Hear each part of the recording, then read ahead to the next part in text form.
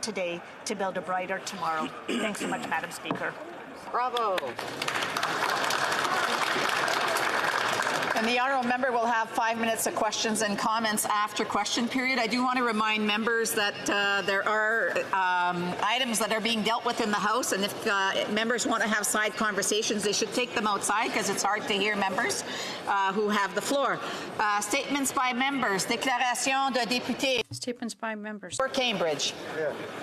Thank you, Madam Speaker. I rise today to recognize a distinguished member of my community. Sadly, we lost Cambridge City Councillor Frank Montero to his second battle with cancer. Frank came to Canada as an immigrant from Portugal in his teenage years. He dedicated his life to service and was a proud member of our Portuguese community. He was the first Portuguese police officer in Ontario and the first Portuguese city councillor for Cambridge. Frank always stood up for the residents of Ward 7 and the city of Cambridge. He championed initiatives for more outdoor recreational sites, the development of our downtown cores, and improved community safety. He'll be remembered fondly as, of course, a police officer, city councillor, but also as a mentor and friend. Frank, we miss you. On behalf of Cambridge, on behalf of Canada, thank you. Obrigado, Frank. The honourable member for Red Deer Mountain View. As we embark in this new year and in this new Parliament, I'm honoured to rise today on behalf of the wonderful citizens of Red Deer Mountain View.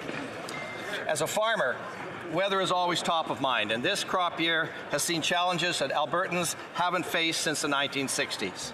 But beyond the cold and unpredictable moisture that we always face, we're also dealing with other issues that governments can control. Our diminished competitiveness in world markets due to disjointed trade strategies, a carbon tax on agricultural producers where the cost can't be passed on to consumers, and a non-existent strategy to ensure that our environmentally conscious farmers have the tools necessary to feed humanity does lie at the feet of our government. That's right. Our agricultural producers need resolutions to non-tariff trade barriers, an energy exemption for drying of grain, and acknowledgement and respect for their environmental stewardship to the rest of the world. Thank you, Mr. Speaker. Here.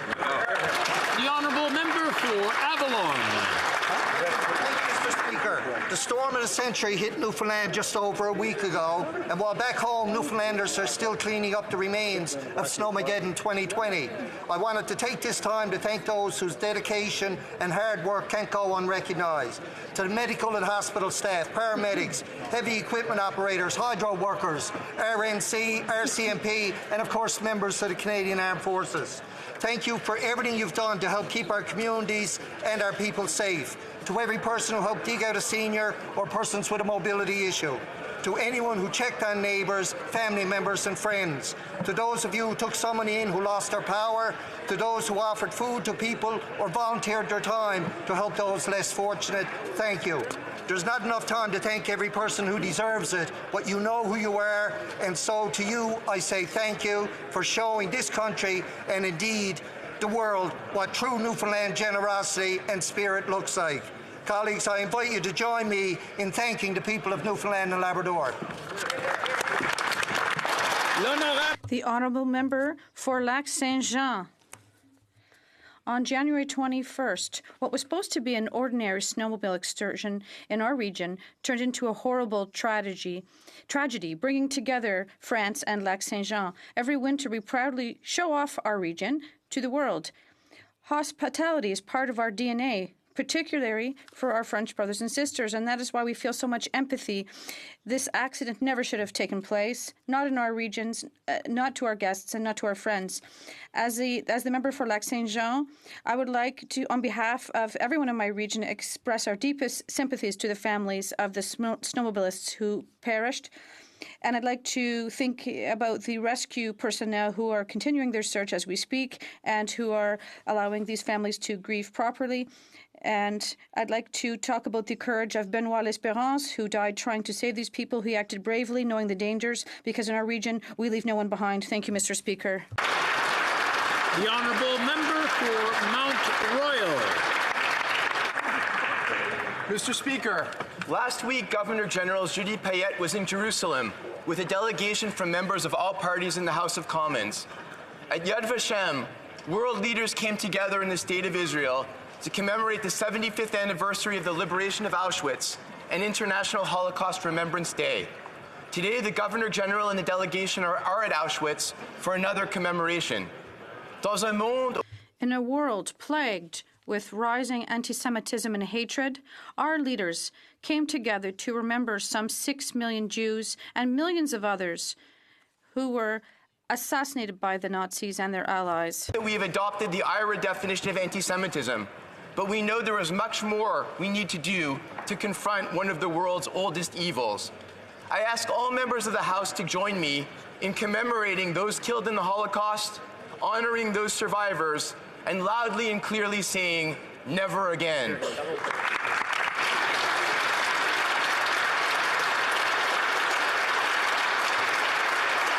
The honourable member for Pitt Meadows, Maple Ridge. Mr. Speaker, I join the people of Maple Ridge in congratulating our hometown hero, Larry Walker. There are over 19,000 former Major League Baseball players. Larry is only the second Canadian to be elected to the Baseball Hall of Fame. Larry's family has a long history with baseball in Maple Ridge. Back in the 40s and 50s, Larry's father and grandfather played for local teams in what is now Larry Walker Field. Larry was a bat boy for his dad's team, but more interested in hockey at the time. Il est revenu au baseball. He returned to baseball in the middle of the 80s, and he signed with the Expos thereafter. 7 Gold Gloves, was an all-star 5 times. He was a fan of the number 3. He wore the number 33. He was married at 3:33 p.m., and he is the 333rd member of the Baseball Hall of Fame.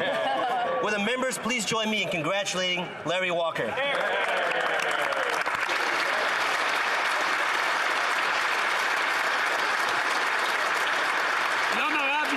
The honourable member for Pontiac. Speaker, I'd like to begin by thanking the people of Pontiac for putting their trust in me and allowing me to serve as their voice in this House of Commons for a second mandate. Yes, 5 ans, j'ai promis. 5 years ago, I promised voters that I would fight for their needs and interests, and I intend to keep this promise. Thank you from the bottom of my heart. Mr. Speaker, I'm speaking today to recognize and thank the firefighters from Maniwaki who were sent on a 31-day mission to Australia on January 6th to support those already fighting these disastrous fires. These firefighters are doing everything they can to protect people and land in Australia, and they deserve our utmost respect. Simon Bordelot, Alain Saint-Onge, Michel Bédard, Jonathan Bernard Bisson and their managers, Gary Pearson, Marc Larche, and Mélanie Morin. Thank you for your courage and devotion. Incredibly proud of Canada's firefighters who have traveled across the globe to be part of these relief efforts for fires that remind us of the immediate and urgent crisis that is climate change. Thank you, Mr. Speaker. Well, member for Scarborough, Agincourt. Speaker, Chuck Mong Nam Moi, Sahel Bok Mani Bade Seo, Gong Hei Fa Choi, Sing Nian Kuai Lo. This past Saturday marked the beginning of Lunar New Year for the Vietnamese, Chinese, and Korean communities. It is a time in Canada and across the world to celebrate the Year of the Rat. That is sure to be a year filled with wealth and abundance. According to the legend, the rat used its quick wit to ride in the ear of the ox in a race to the heavenly gate. It leapt through the finish line to earn its place as the first of the zodiac animals. The rat's arrival ushers in brand new beginnings. In Scarborough Agincourt, friends and families will be enjoying festivities filled with beautiful red decorations, delicious meals, and the gifting of lucky red pockets. May all Canadians have a year filled with joy, prosperity, and good health. Thank you. The honourable member for Edmonton Centre. Mr. Speaker, I rise today to acknowledge a very important organization in my riding, Edmonton Centre, SACE, the Sexual Assault Centre of Edmonton. SACE is a not-for-profit charitable organization comprised of 40 staff and 80 dedicated volunteers who do admirable work helping those whose lives have been impacted by sexual violence. They see clients of all ages, genders, ethnicities, and sexual orientations. Given the diversity of their clientele, it is clear that sexual violence is a societal issue that impacts everyone. The work isn't easy, Mr. Speaker, but it is essential, and as a husband, a father, and a grandfather, I hope to see the day when sexual violence will be eliminated from our societies and our vocabularies, and organizations like SACE will be a thing of the past. Thank you to the Executive Director, Mary Jane James, and her dedicated team at SACE for all that you do. We see you, and we appreciate you. Hear, hear. Well done, the honourable member for Richmond Hill. Mr. Speaker, I rise today to address this House concerning an event that has dominated the hearts and minds of Canadians since the early hours of January the 8th. I refer to the downing of Flight PS 752 and the loss of 176 lives, including 57 Canadian citizens and 29 permanent residents. Just saying these numbers brings to mind the pictures of all who died on that fateful day, and the many family members and loved ones who have been left behind. Their loss is a loss shared by our whole country. To the families and loved ones who lost so much, please note that our grief is your grief, and your grief is ours. And we will be there to support you today, tomorrow, and for as long as you need us.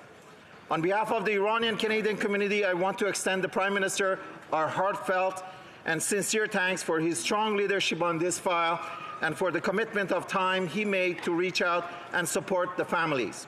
In closing, I call for this House to join me in holding Iran fully responsible for this tragedy, and I call for full transparency, accountability, compensation, and justice for the family of the victims. Thank you, Mr. Speaker.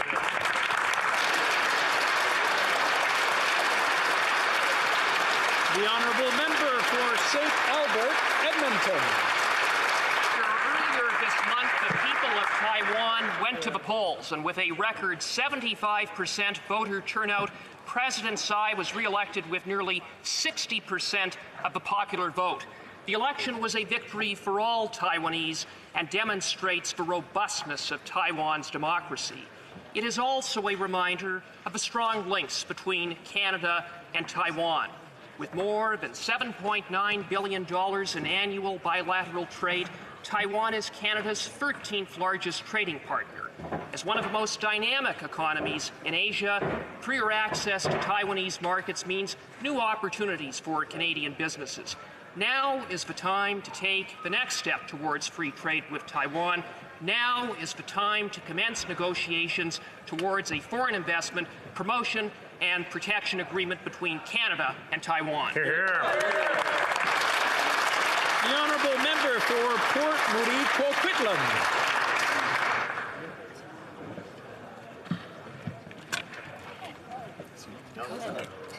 Mr. Speaker, yesterday, basketball legend Kobe Bryant and his daughter Gianna died tragically in a helicopter crash.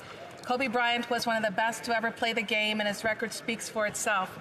5 championships, MVP, finals MVP, 15-time All-Star, and Olympic gold medalist. It wasn't just these impressive achievements that made him basketball royalty to millions.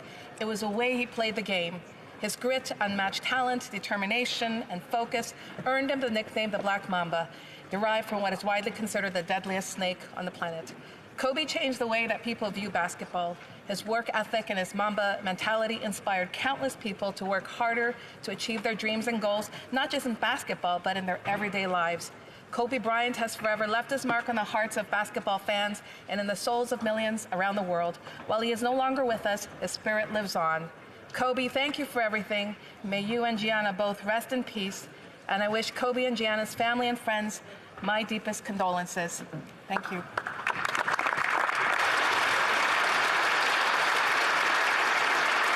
The honourable member for Edmonton, Strathcona. Mr. Speaker, today is International Holocaust Remembrance Day and the 75th anniversary of the liberation of the death camps. We join with survivors all around the world to remember the atrocities that were committed against them, their families, and their communities.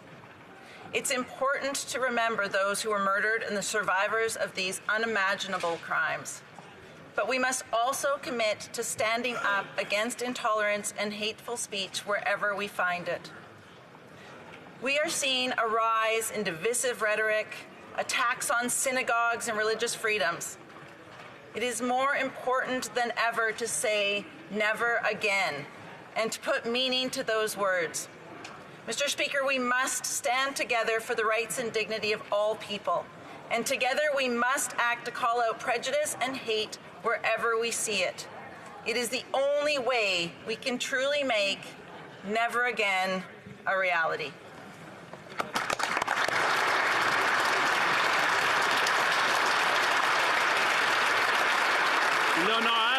The Honourable Member for Laurentides-Labelle.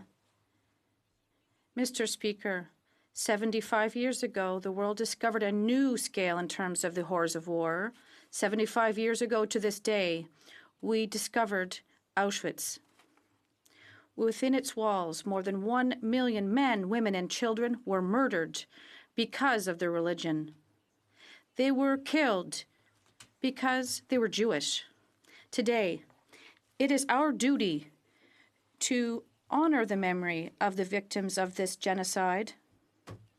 We have also the duty to honor the memory of survivors, some of whom are still with us, whose lives were shattered forever.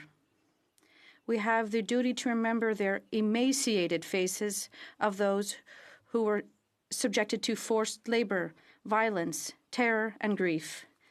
Those who survived Auschwitz will never forget it.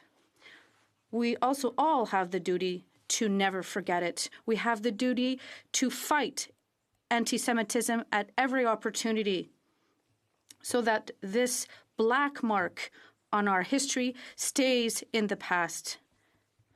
Honourable Member for Flamborough-Glenbrook. Speaker, as members on all sides will know, today is International Holocaust Remembrance Day. Today we remember one of the darkest chapters in human history and honor the remaining survivors. It was on this fateful day 75 years ago that Allied forces liberated the largest Nazi death camp, Auschwitz-Birkenau. Unspeakable evil took place there and elsewhere. As the President of the Knesset said, the gates of hell were open wide for all to see. By the end of the war, 6 million Jewish people murdered. With the recent increase in violence against Jewish people in North America and around the world, today is a stark reminder that we must always combat anti-Semitism, racism, and bigotry in all its forms. We here in this chamber and all Canadians must stand up to those who spread hate. Also, we cannot ignore the risk posed by indifference. Evil wins when good people do nothing. Together, we must stand in solidarity against anti-Semitism and bigotry in any form, in any place around the world. Today, we renew our solemn pledge. Never again this will be allowed to happen. Never again.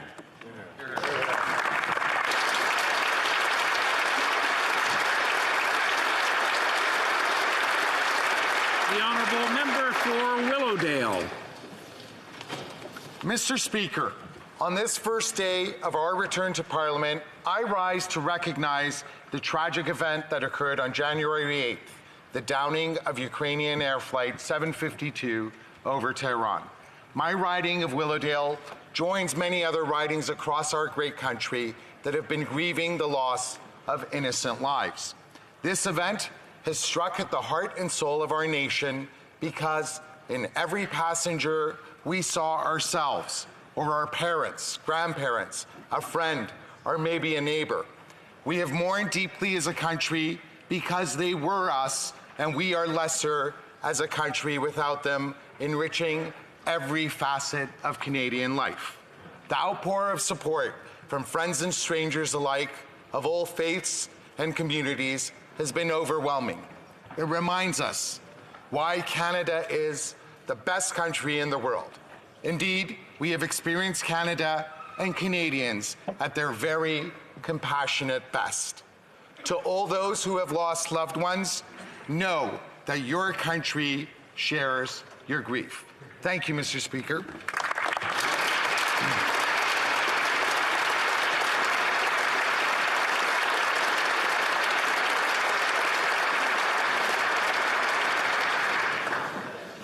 Following discussions among representatives of all parties in the House, I understand that there's an agreement to observe a moment of silence in memory of the victims of Ukraine International Airline Flight PS 752. J'invite les honorables députés de ask honourable members to rise. Members to rise.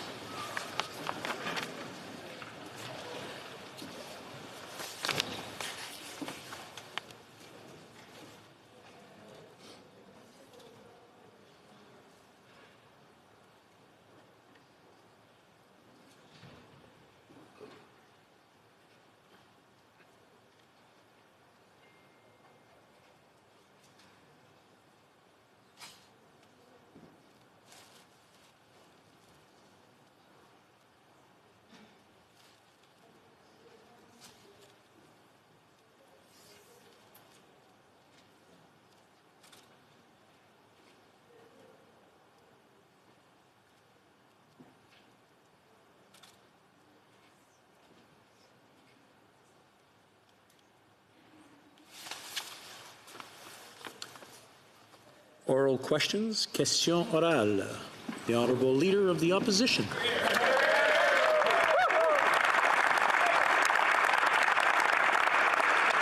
Mr. Speaker, on January 8th, 57 Canadians lost their lives when Ukrainian Flight 752 was shot down by Iranian missiles.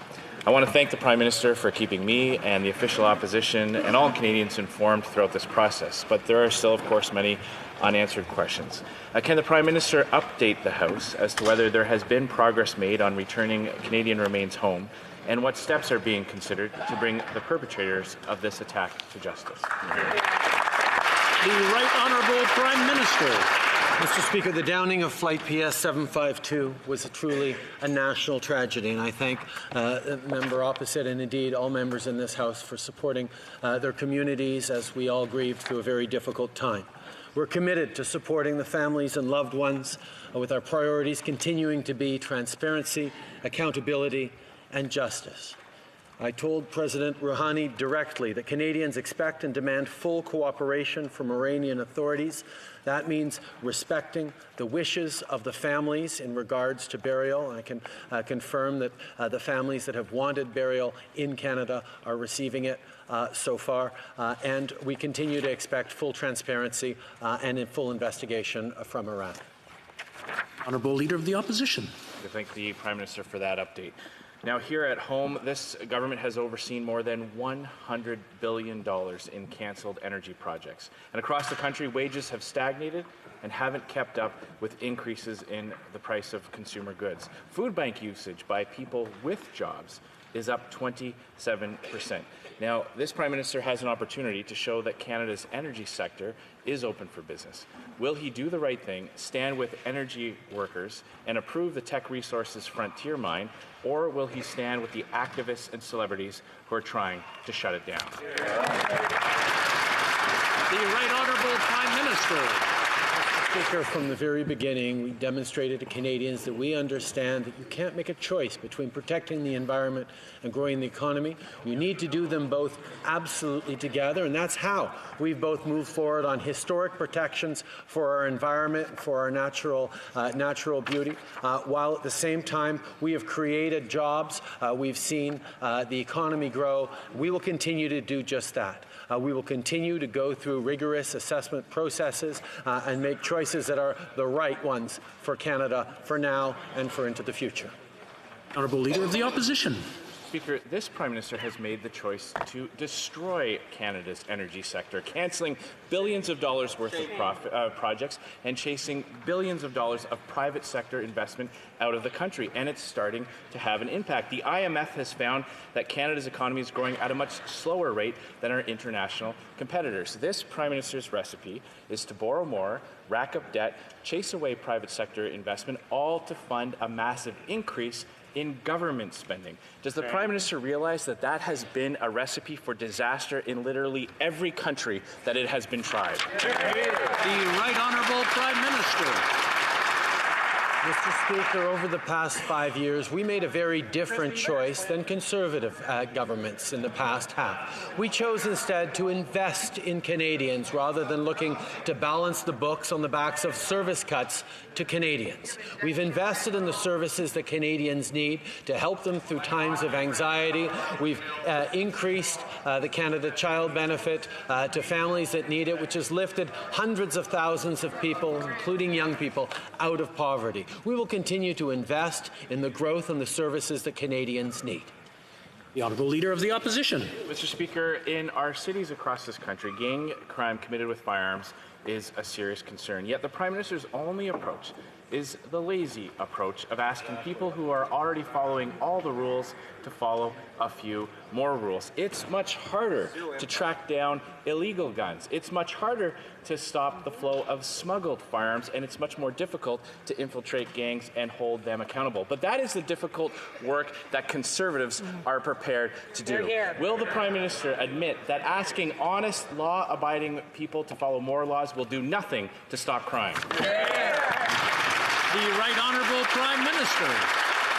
Mr. Speaker, far too many families in this country, far too many communities in this country suffer the devastation of gun violence. And we have taken many initiatives to counter that, whether it's enhanced background checks or requiring sellers to check licenses of anyone who wants to buy a gun. We've invested over $327 million to address the gun and gang violence. We will continue to strengthen our gun laws by banning dangerous assault weapons and working with provinces, territories, and mayors to keep communities safe. But the bottom line is, Mr. Speaker, we will strengthen gun control. Conservatives want to weaken it. The Leader of the Opposition. Nothing he just said will actually have an impact on people who are already criminals, Mr. Speaker. Exactly. With this Prime Minister, Canada has dropped 3 places in transparency, and this isn't surprising because he's interfered in the justice system. Can the Prime Minister does he realize that this is hindering Canada's reputation internationally? The Right Honourable the Prime Minister.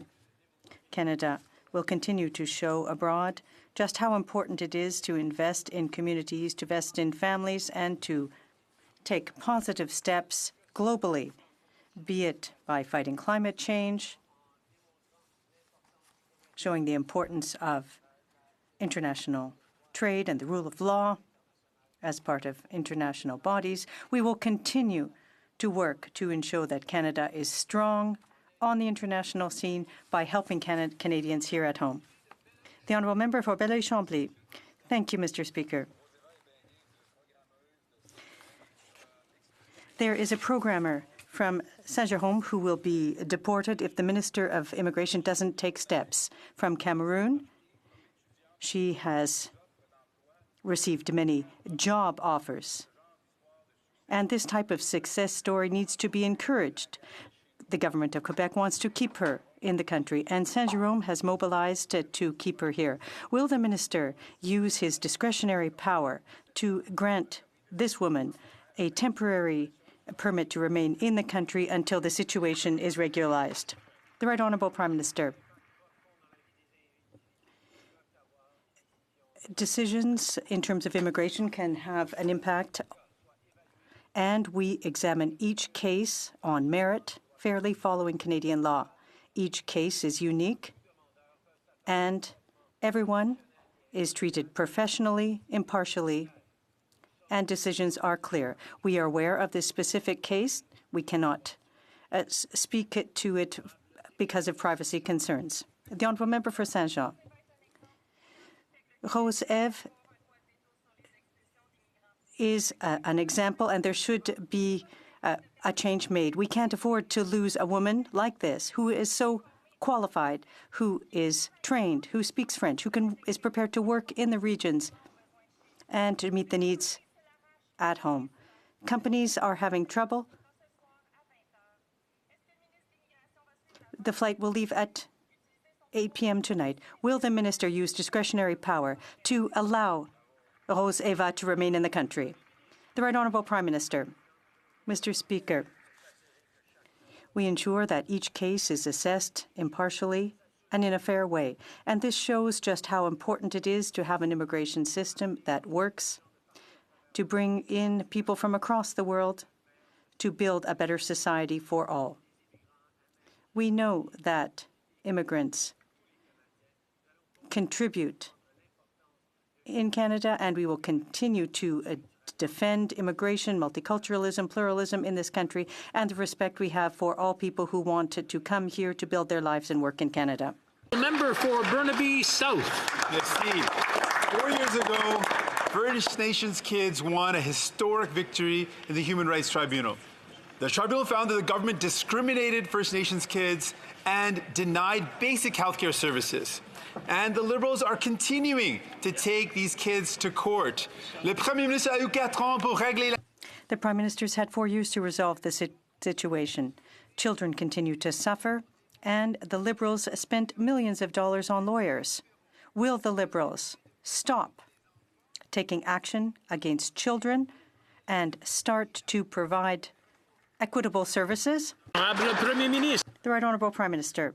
That reconciliation is something of importance, not just to this government, but to all Canadians. And that's why we have taken so many historic steps to move forward the relationship with Indigenous peoples in this country.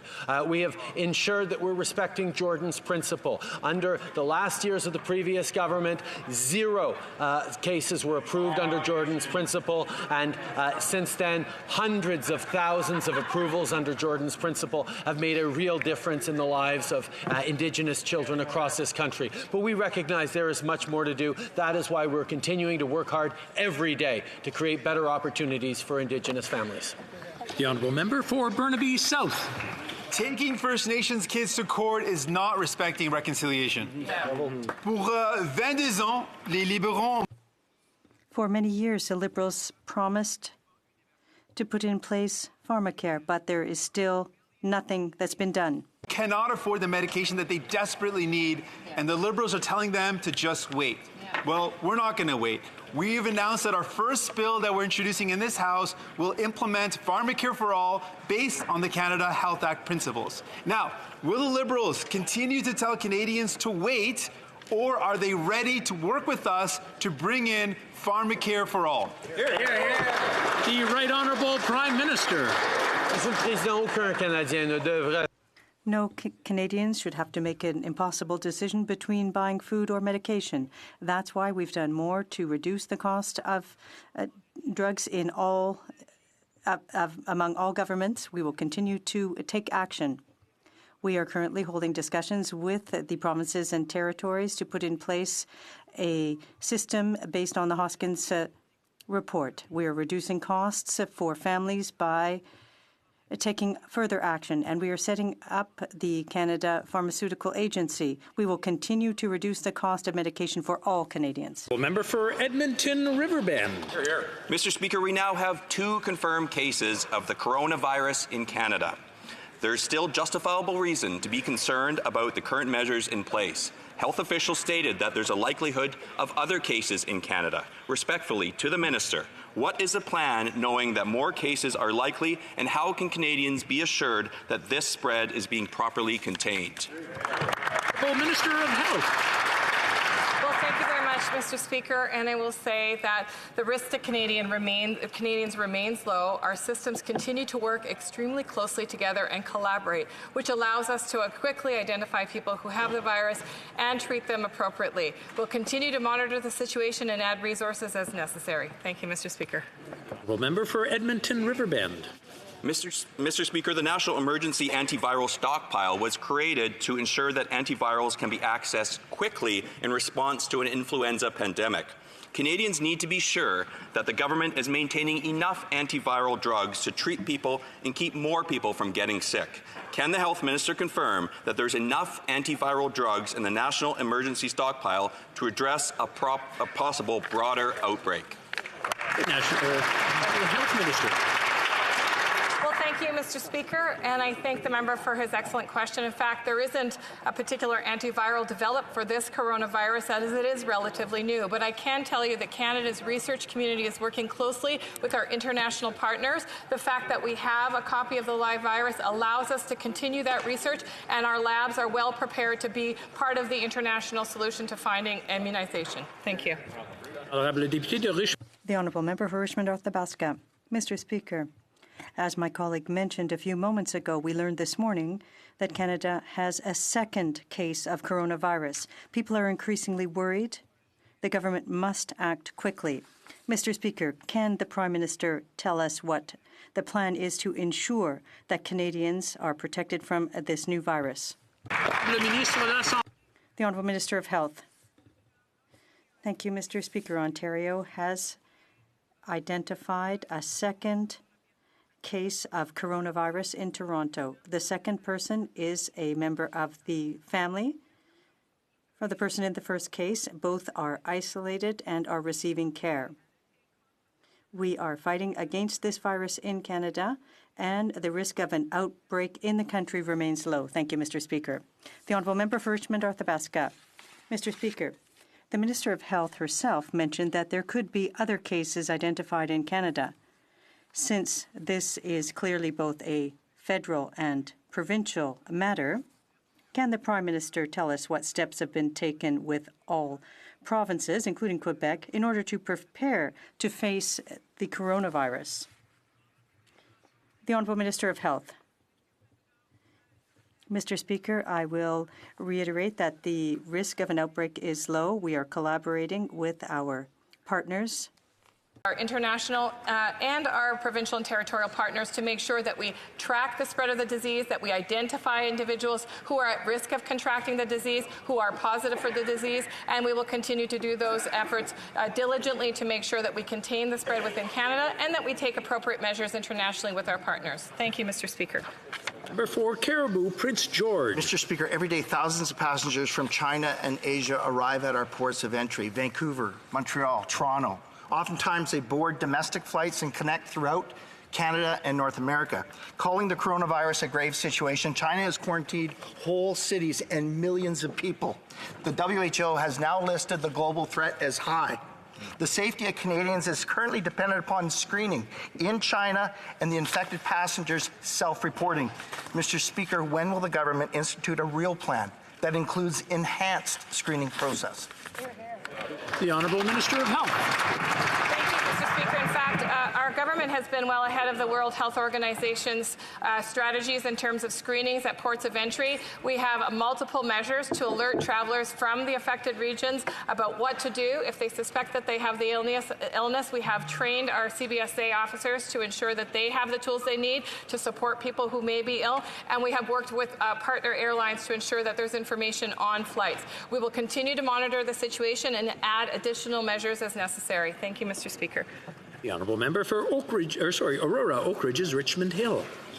On December 31st, China alerted the World Health Organization to several cases of pneumonia. And then on January 7th, the WHO announced that they had identified a new virus, coronavirus, originating in Wuhan, China.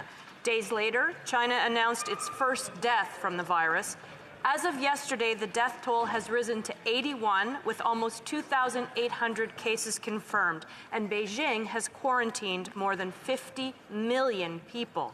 Mr. Speaker, of the 50 million people in quarantine, how many are Canadian, and what is this Prime Minister doing to bring them home? The Honourable Minister of Health. Well, thank you very much, Mr. Speaker, and this is an opportune time to remind Canadians to register with the Global Affairs Canada website to let people know when they're leaving the country. Having said that, I'm working very closely with my ministerial counterparts and our international counterparts to make sure that Canadians who are abroad in the affected areas have the resources they know to get the support from our country to return. We'll have more information as the situation evolves, and I commit to all Canadians to complete transparency. Thank you very much. L'Honourable. The Honourable Member for Belleuil-Chambly. Mr. Speaker, the Bloc Québécois defends aluminum workers and not the multinationals. The government has not offered the same protection to these workers as it did for steel workers. They're putting in place ideal conditions to delocalize and hinder investment, and to replace them with Chinese aluminum products, which are producing far more than Quebec is.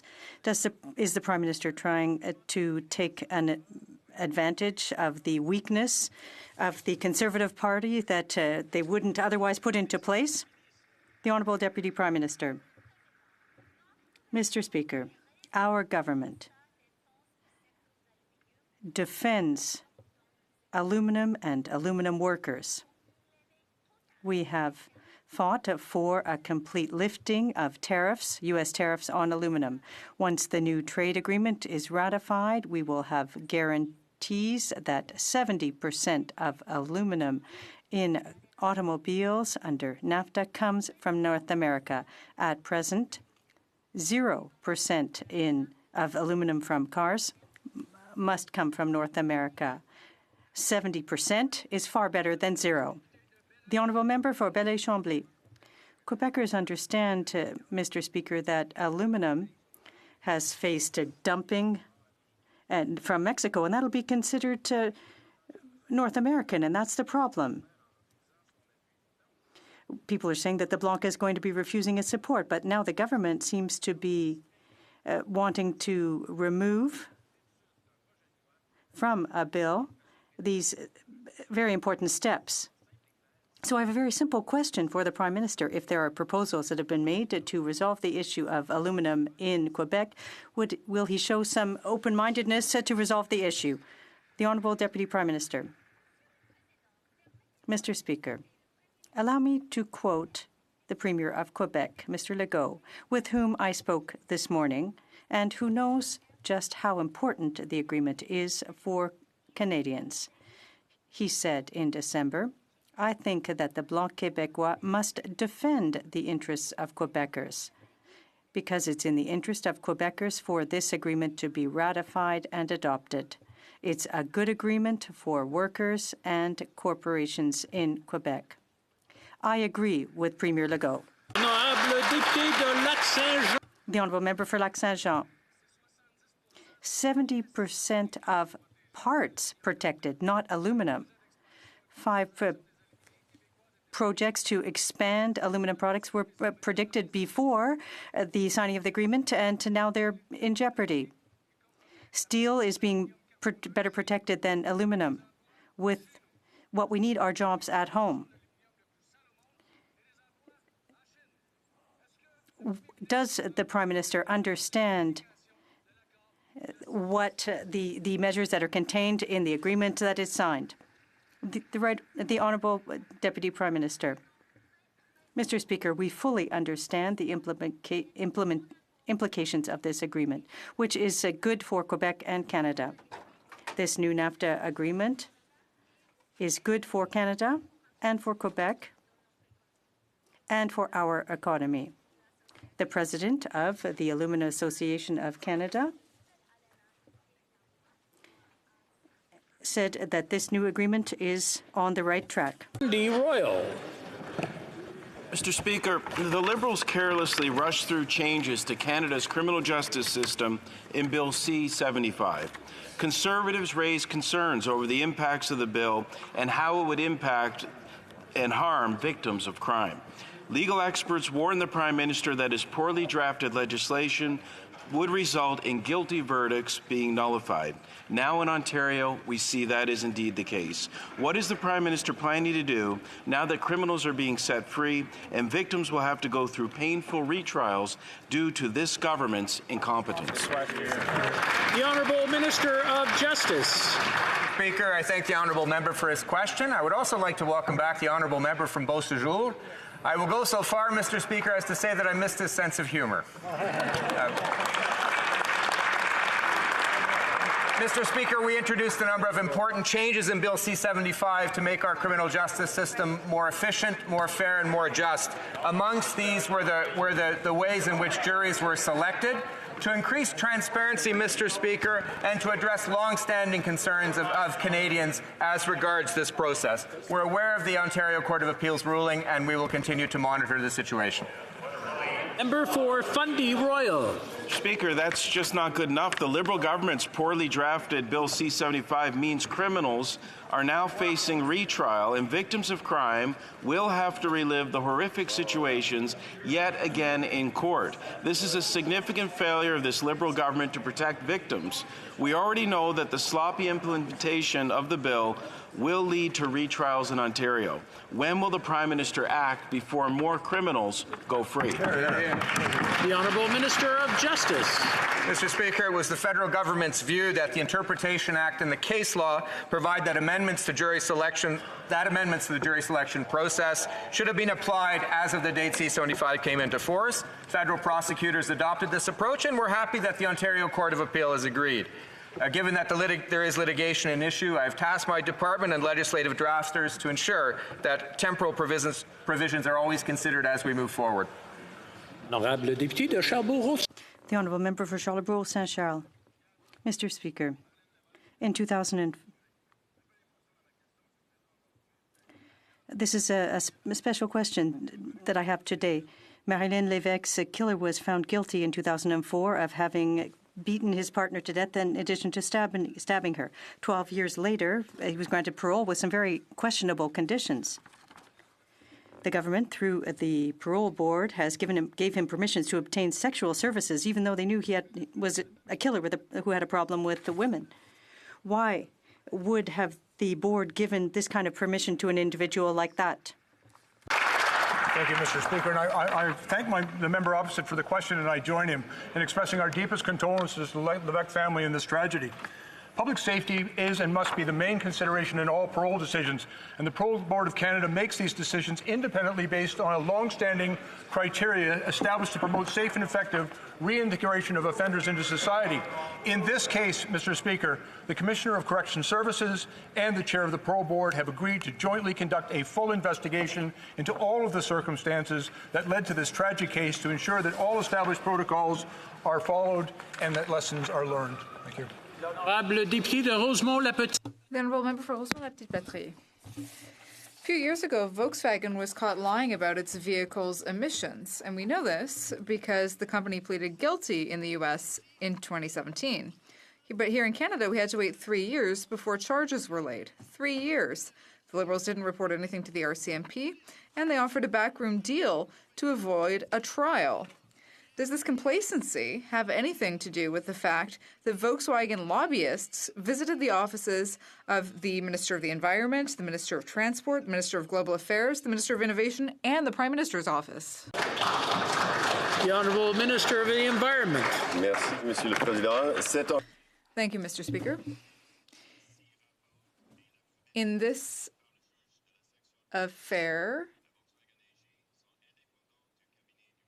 the trial is totally independent of anything that happened in ministers' offices.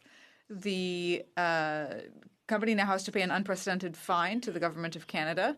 It is 6 times higher than the highest environmental fine ever imposed.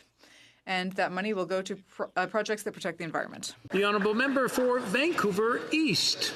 Mr. Speaker, the Liberal tax changes give the most benefit to those who need it the least. Our plan caps the tax changes and saves enough to pay for dental care for Canadians making $90,000 or less a year. The Liberals delayed the vote on their scheme. So, does that mean that they'll work with us to deliver dental care to millions of Canadians who need it? Or will they just keep focusing on the wealthy and well-connected? The Honourable Minister of Finance. We've worked to make sure that our tax system ensures that people pay the appropriate amount of taxes. We've, of course, reduced taxes on middle-class Canadians, and our most recent approach is to make sure not only that middle-class Canadians, but those at the lowest end of the income scale have the opportunity to have reduced taxes.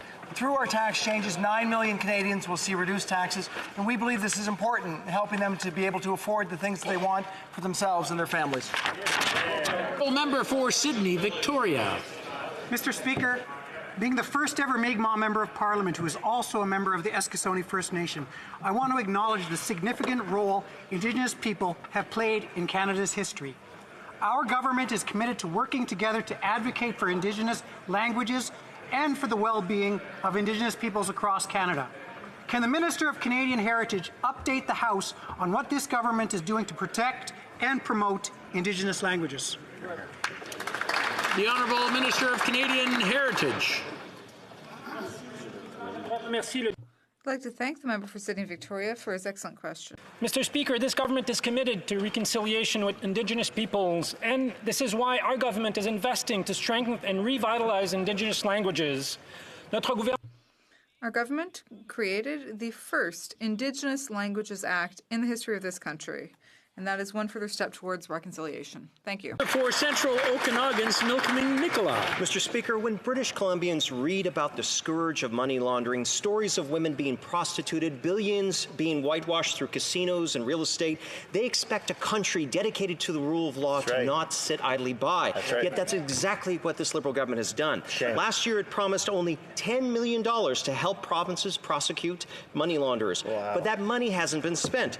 How can the Liberals find $12 million for Loblaws, but can't find any money to prosecute money launderers? The Honourable Minister for Public Safety. Mr. Speaker, I'm very pleased to hear the member opposite's renewed or new interest in dealing with money laundering, keeping in mind that during the previous Conservative government, they closed all of the Integrated Proceeds of Crime Unit. And in fact, Mr. Speaker, we have budgeted $172 million for the RCMP, FinTrack, and CRA to establish new enforcement teams. We've been working very closely with the provinces to rebuild the capacity that law enforcement needs to deal with this scourge. Member for Brantford, Brant. Speaker, 40,000 veterans are trapped in a benefits backlog boondoggle of this government's own making. Wow. Unable to access the medical benefits they have earned, many of these veterans have been waiting over 2 years for a decision. Shame. Mr. Speaker, there was no backlog in 2015 and 2016. A simple question. How many veterans are currently waiting longer than 16 weeks, which is the standard, for a decision on their benefits? Right. The Honourable Minister of Veterans Affairs. Thank you, Mr. Speaker. I appreciate my colleague's concern, but I wish he would have had the same amount of concern when he and his government fired 1,000 Veterans Affairs workers. The fact is, Mr. Speaker, that is what happened, and we have hired 700 of them. The application process has been practically doubled. About twice as many people applied for veterans benefit. We have hired 700 people, and I can assure my honourable colleague that this situation will be rectified by hiring people and taking care of veterans. Thank you, Mr. Speaker. You had 4 years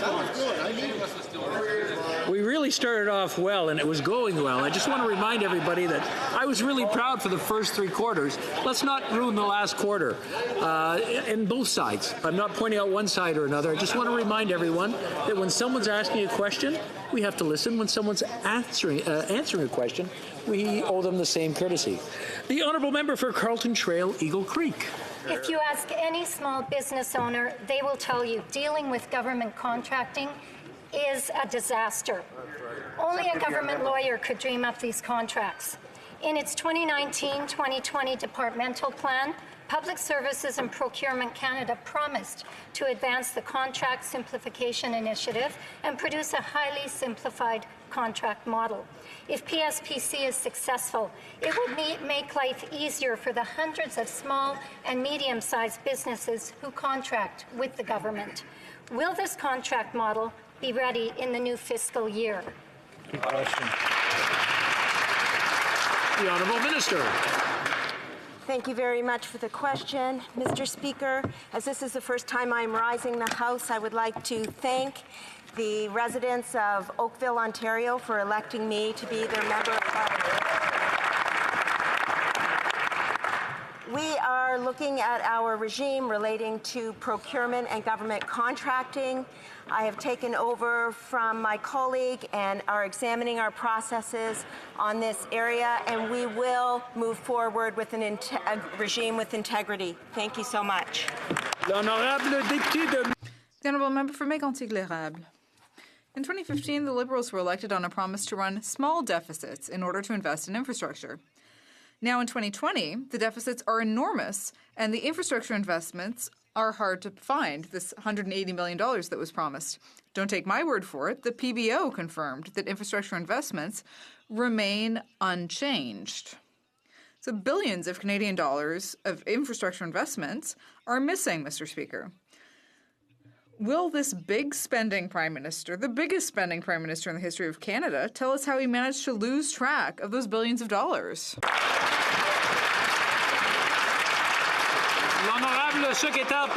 The Honourable Parliamentary Secretary. Historic investments in infrastructure across the country.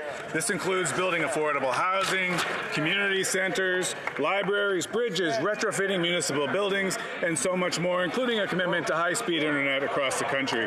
In fact, more than 4,800 projects are in progress or planned, more than 4 times the previous government, Mr. Speaker. In budget 2019, we have $2.2 billion in the gas tax fund. We're creating work for workers, and as a result, families and communities are doing better. We're building a Canada of the 21st century, Mr. Speaker, green, resilient, and modern. The honourable member for Montcalm. Mr. Speaker, I'm convinced that everyone in this House shares the concern that my constituents have about the coronavirus. We all need to ensure that this disease does not become an epidemic and spread across Quebec and Canada. To that end, I would like to reassure the minister that she has the full cooperation of the Bloc Québécois. But I would like her to update us today about her contingency plan and to tell us the main steps that have been taken to contain and prevent coronavirus's spread in Canada. The Honourable Minister of Health. Thank you for the question, Mr. Speaker. And I'd also like to thank my colleague from the riding from Montcalm. Let Canadians know that Canadians, the risk is low to Canadians, and that we are working collaboratively with all provinces and territories, including the province of Quebec, to make sure that we are prepared, that our health systems are prepared, and that everything is functioning as it should. We'll continue to work with our international community, including the World Health Organization, and we'll continue to adjust our processes as necessary. I have confidence in our public health system, and I thank the professionals who are working so hard to ensure that Canadians are protected. The Honourable Member for Saint-Jean. Mr. Speaker, the Duke and Duchess of Sussex, Harry and Meghan, decided to cut ties with the royal family and live independently. The young couple is leaving the monarchy to settle in Canada. So much the better for them. Frankly, it's none of our business. But what is our business is the question of who will pay for their security. Can the minister reassure us that Quebecers will not have to pay for the security of this royal couple? The Honourable Minister of Public Safety. Mr. Speaker, and I thank the member opposite for the question. I know this is an issue of discussion for many Canadians. The Government of Canada is certainly aware of the recently confirmed plan of the Duke and Duchess of Sussex to step down from their duties and to relocate in Canada on a part-time basis. This is an unprecedented situation. Discussions are taking place between our security officials in the RCMP and security officials in the United Kingdom as it relates to security obligations and how most appropriately to cover these security costs. There has been no decisions made at this time. The ongoing security assessments and threat assessments are taking place. Thank you, sir. Number 4, Calgary, Signal Hill.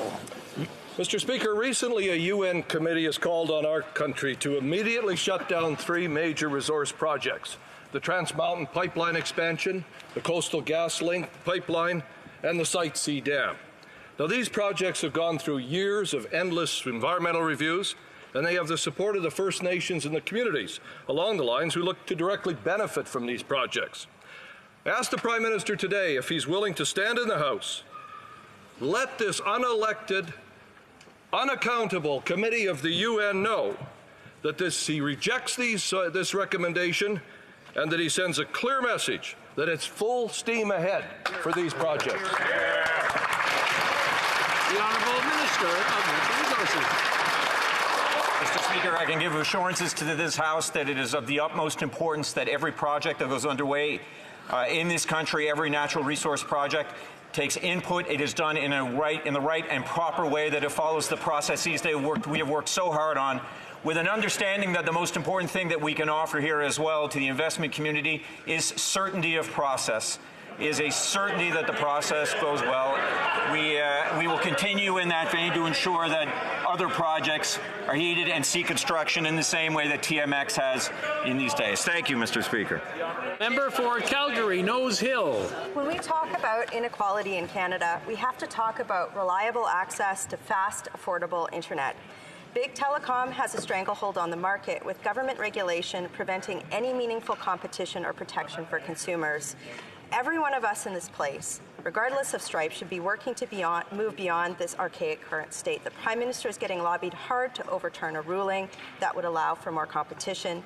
More needs to be done, but at a minimum, will the Prime Minister uphold this ruling? Good question. The Honourable Minister for Women and Gender Equality. Grateful to hear that every single member of this House is going to work together to ensure that Canadians, regardless of where they live, have access to high-speed internet. It is certainly a commitment by our government, backed by significant funding.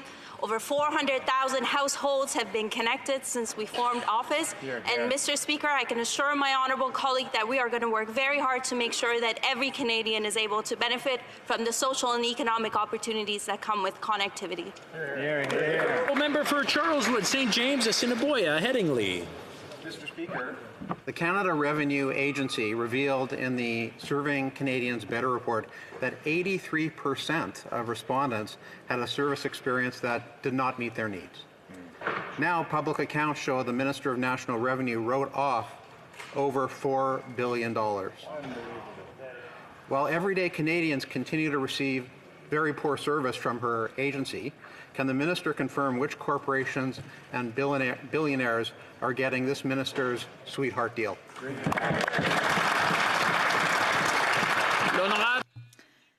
The Honourable Minister.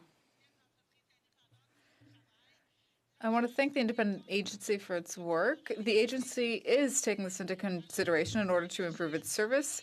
The agency is also committed to working in partnership with other organizations to better serve Canadians across the country. We've taken such steps already, and improvements in terms of the service center calls will be implemented.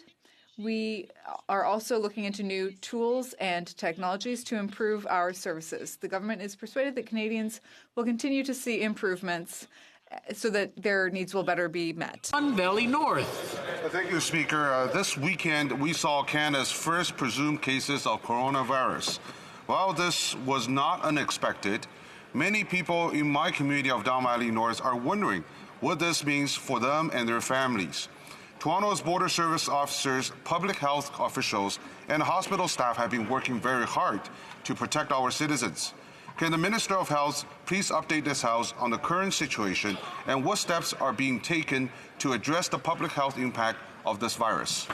Honourable Minister of Health. Thank you, Mr. Speaker, and I want to thank the member from Don Valley North for this question. Protéger les Canadiens est notre Protecting Canadians is our priority. The SARS outbreak in 2003, and we're well prepared to deal with this in Canada. We're all working collaboratively at all levels of government, and we are sure that our system is prepared. We continue to work with the international community and the World Health Organization to ensure measures and our responses are effective. Thank you very much. The Honourable Member for Sherwood Park, Fort Saskatchewan. Speaker, the crisis created by coronavirus underlines the importance of effective cooperation among all peoples and governments on health matters. So will the Government of Canada finally join us in supporting full membership in the World Health Organization for Taiwan? Good question.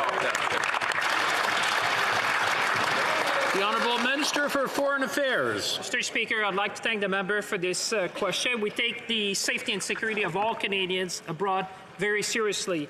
Canadian officials in Ottawa and in China are working closely together with their Chinese counterpart to address the situation that we are currently facing. I spoke with the Canadian ambassador to China today. Our mission in Beijing is working to help Canadians in China. We will continue to offer consular service to all Canadians who may be affected in China. Honourable Member for Leeds, Grenville, Thousand Islands and Rideau Lakes. Mr. Speaker, as a result of this Liberal government's performance in the previous Parliament, marred by ethical breaches and cover-ups, the Prime Minister has mandated that his ministers hold themselves to the highest ethical standards.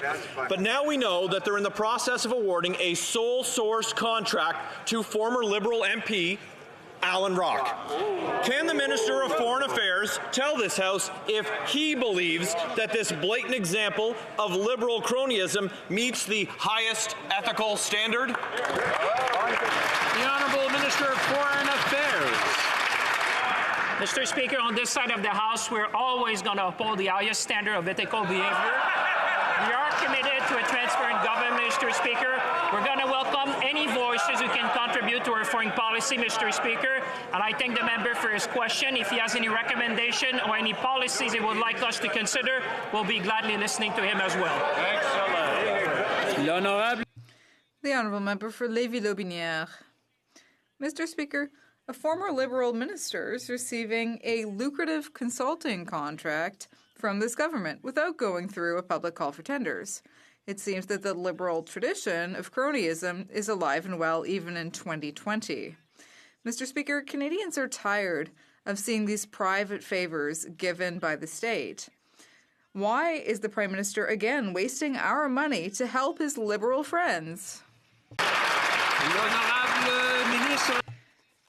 The Honourable Minister.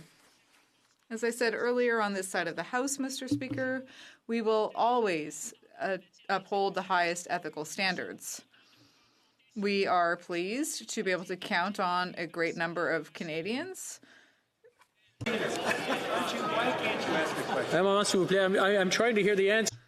Especially for members who are near the speaker, when they shout, I really have a hard time hearing the answer. So I just want them to temper their voice. They could whisper stuff, but I just want to remind them that when they shout, the speaker can't hear the answer. And that's really difficult for the speaker to keep a handle on things. The Honourable Minister of Foreign Affairs. Merci, Thank you, Mr. Speaker. As I was saying, we are ready to hear from Canadians when it comes to foreign policy. If the members across the way have any ideas, we would be open to listening to them. Thank you. The Honourable Member for Orleans. Mr. Speaker, the Centre for Greening Government was created in 2016 with a commitment to reduce government greenhouse gas emissions by 40% between now and 2030. Can the President of the Treasury Board update this House on the Centre's progress in reducing greenhouse gas emissions? The Honourable Minister. Thank you, Mr. Speaker. First of all, I want to congratulate the member for Orleans on her election and for her hard work. We are setting an example. That is our duty, and that's what we're doing by setting an ambitious target of reducing federal government emissions by at least 40% over 2005 levels.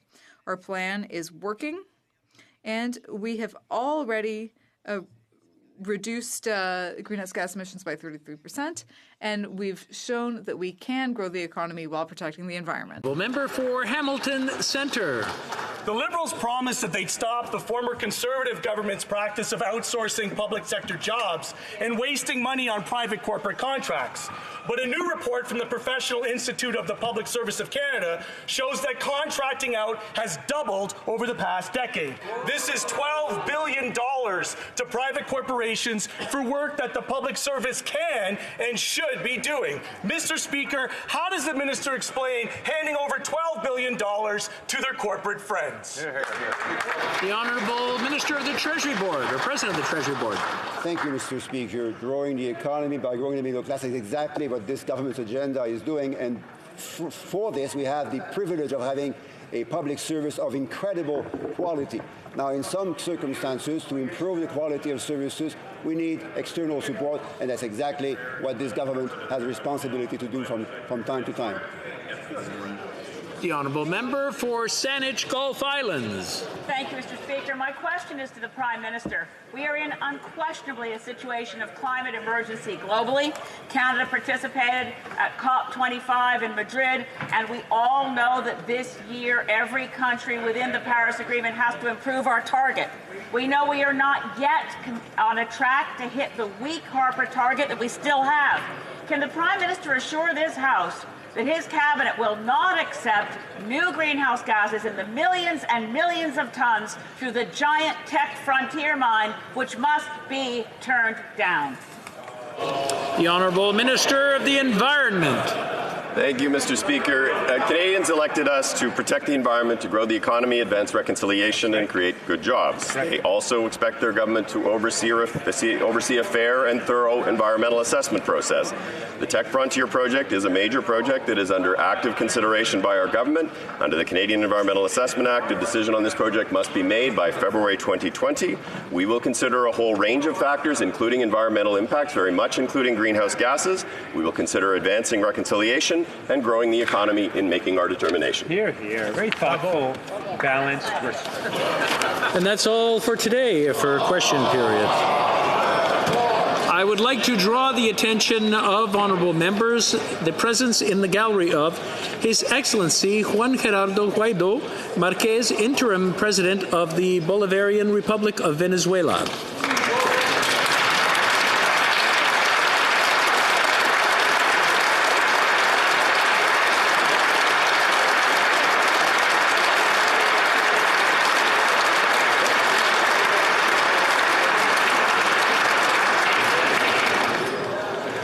The Honourable Minister of Foreign Affairs. Mr. Speaker, rising on a point of order, if you ask it, I think you will find unanimous consent of the House with respect to the following motion, that this House stand alongside the families and relatives of the victims who lost their lives during the tragedy of Flight PS 752 on January 8, 2020.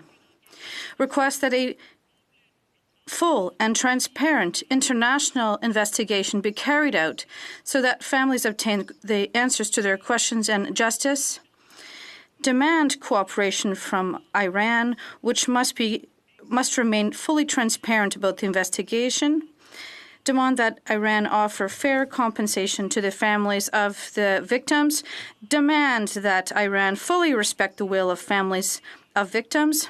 Demand that Iran hold those responsible for this tragedy to account by conducting an independent criminal investigation followed by transparent and impartial judicial proceedings which meet international standards.